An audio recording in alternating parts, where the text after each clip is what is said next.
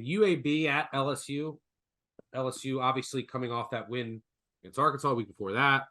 They beat Alabama. Next week they'll have Texas A&M, although I don't think anyone even get up for Texas A&M anymore. But still, this is a bad spot for an LSU team that I think is overvalued in the market. They're young. And it's a first year coach, and there's still some inconsistencies, and everyone just remembers this Alabama win.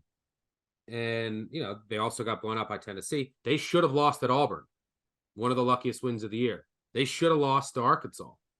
And on the flip side, I think UAB is sort of they are the Arkansas group of five. So what I mean by that is they've lost a number of really close games. They're 5-5. This is their Super Bowl. They can't win the conference title.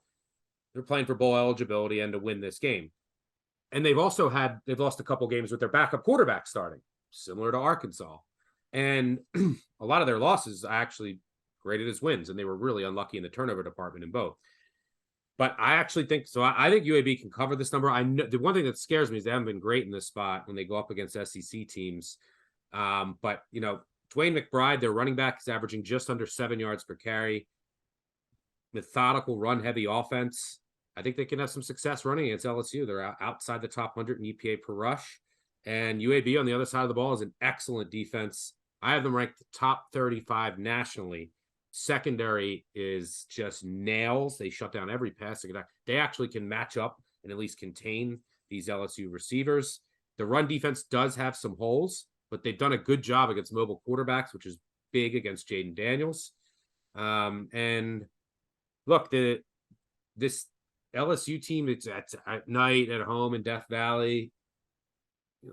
41-45 against the spread past 15 years at home at night. I think that gets a little overinflated. I like UAB catching over 2 touchdowns here.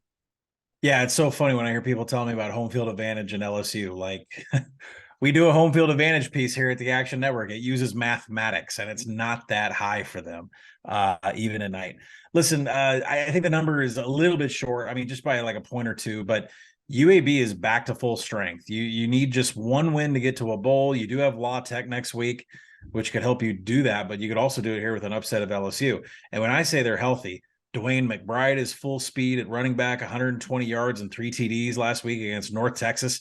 They just slapped North Texas around last week. Like, that spread was what, 5.5? And I think we had it on BBOC. Like, that they just slapped around North Texas. Like, it wasn't even close. Dylan Hopkins, 234 passing yards and a TD, no interceptions. And then Jermaine Brown, a backup running back who I think had only never had more than 10 carries on the season, had 24 carries for 150 yards, both season highs. I think all these great things are going on for UAB being fully healthy and everything, but I step back because you kind of mentioned what my problem is. And that is when Bill Clark was over this team forever, they didn't go max effort with great G5 teams, really great rosters that won conference titles, right? And when you got spreads like this, they never came close. And specifically, I'm talking about 2021 Georgia. They lost 56-7. There was a Florida game. 2020 Miami, 31-14. 2019 Tennessee, 30-7. And then finally, one game I know I bet pretty hard on UAB was 2018 against Texas A&M, 41-20. They lost that game. So it just was never in Bill Clark's wheelhouse to step up to these Power 5 programs and try to get a cover or try to upset, because UAB's never done it, ever. And if you look at Bryant Vincent, the new head coach, I mean, he is a direct disciple of Bill Clark. If they're just, hey, we're going to practice for La Tech next week and whatever happens with LSU happens, then they're going to get waxed. And maybe they go vanilla. That's my scare. Yeah, the reason I don't think that happens, and I thought about that, that's why I brought it up, is that one, they're usually in the running for a conference title, right? Which isn't the case this year. And by the way, Hopkins being back is huge. It's like run, McBride set up explosive plays. They're really explosive passing offense, Shropshire and company, and Hopkins can hit those more accurately than Jacob Zeno, and he doesn't have the same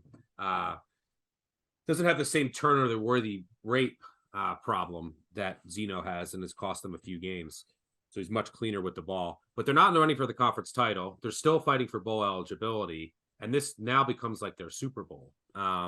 So I think that they'll actually go all out here against LSU.